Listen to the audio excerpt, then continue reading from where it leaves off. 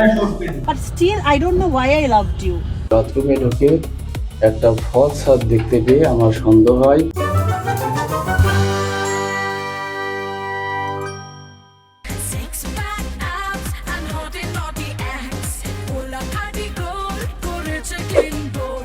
বিশেষ সুড়ঙ্গ থেকে চিত্রনায়িকা ববির স্বামীকে গ্রেপ্তার।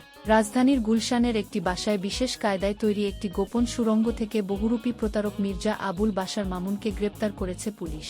তার বিরুদ্ধে পুলিশ ও সেনাবাহিনীর মধ্যতন কর্মকর্তাদের নাম ভাঙিয়ে প্রতারণাসহ অসংখ্য অভিযোগ রয়েছে। গ্রেপ্তারকৃত আবুল বাশার ঢাকায় সিনেমার জনপ্রিয় চিত্রনায়িকা ইয়ামিন হক ববির স্বামী।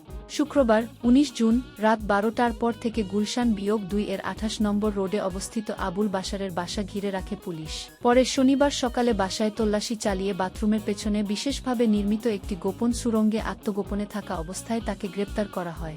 ভেরি স্বার্থপর একজন মানুষ, ভেরি সেলফিশ গাই। কারণ তোমার একটা পর একটা মুভ অন করতে, একটা সিঁড়ির মতো ধরো, তুমি ছেলে হোক মেয়ে হোক বা কোনো রিলেশনশিপ হোক। I know that very well, but still I don't know why I loved you. আমি জানি না।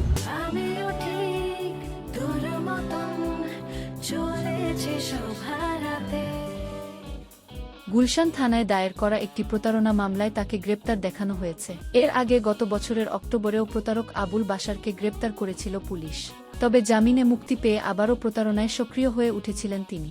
জানা যায়, আবুল বাশার বিটিএল গ্রুপ বেরল গ্রুপ নামের একটি প্রতিষ্ঠানের প্রতিষ্ঠাতা ও চেয়ারম্যান। এই গ্রুপের বিরুদ্ধেও প্রতারণা ও অর্থ পরিশোধ না করার আরও অভিযোগ রয়েছে। গেল কোরবানির ঈদের আগে একটি এগ্রো খামার থেকে ৮টি গরু নিয়ে ১২,৫০,০০০ টাকার চেক দিলেও সেটি বাউন্স করে।